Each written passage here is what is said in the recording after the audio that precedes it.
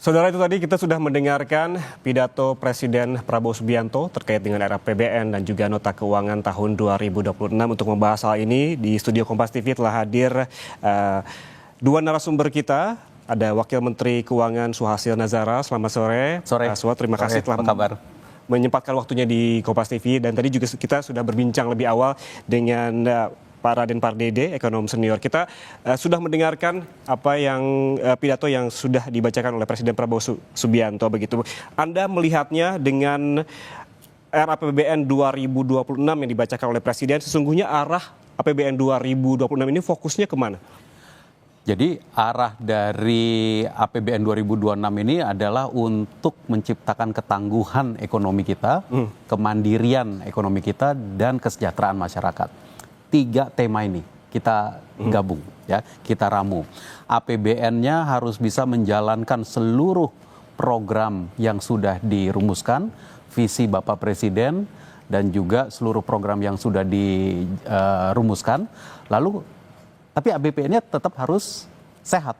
Oke. APBN-nya harus bisa menjalankan itu dan kemudian mendukung kemandirian, ketangguhan dan kesejahteraan masyarakat tadi.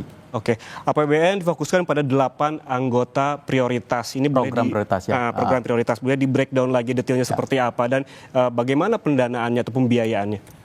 Kalau 8 tadi ya kita udah dengarkan ya, 8 yang dari Presiden. Termasuk dalamnya adalah swasembada pangan, swasembada energi, perumahan kita, pertahanan semesta kita, hilirisasi dan investasi untuk perdagangan global kita, UMKM kita dan beberapa yang lain lagi.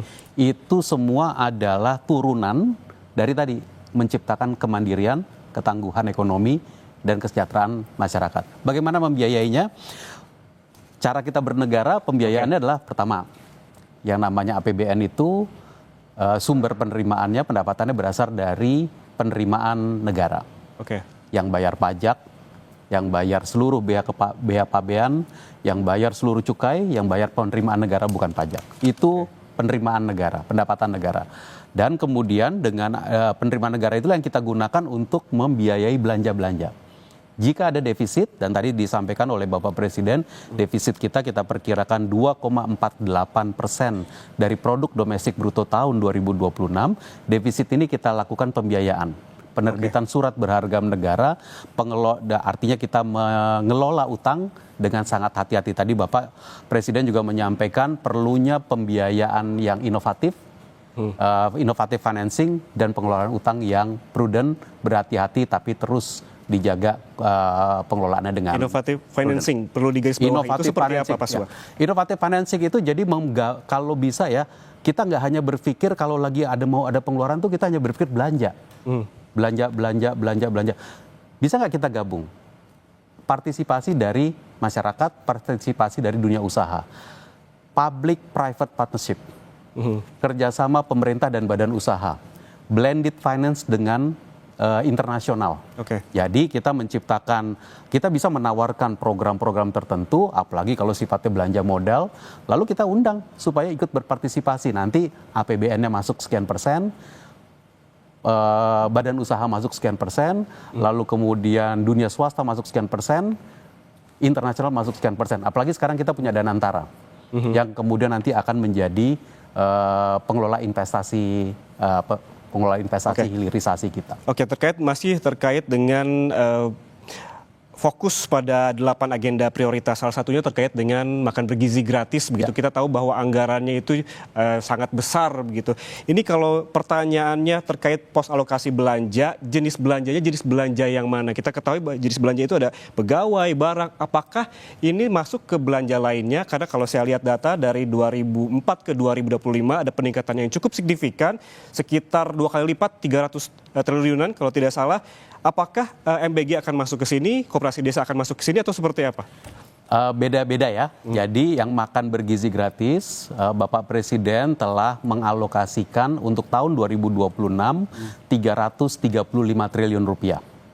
Itu adalah untuk membiayai pemberian makan bergizi gratis untuk anak sekolah, ibu hamil, dan beberapa kelompok lainnya sebanyak 82,9 juta penerima. Di tahun 2026. 2025 ini juga harusnya sudah 82,9. Tadi kan dilaporkan sudah 20 juta ya. akan menuju 82,9. Jadi tahun depan itu ibaratnya full 1 tahun 82,9-nya. Nah, itu ada yang berupa pasti ada yang beli barang. Dari dapur itu beli beras, beli bahan makanan, beli sayurnya, beli proteinnya, telur dan yang lain, dan daging dan yang macam-macam. Ada juga yang untuk biaya pegawainya. Kan ada sejumlah pegawai yang harus dipekerjakan, sejumlah dapur mempekerjakan pegawai, berarti ada belanja pegawainya di situ.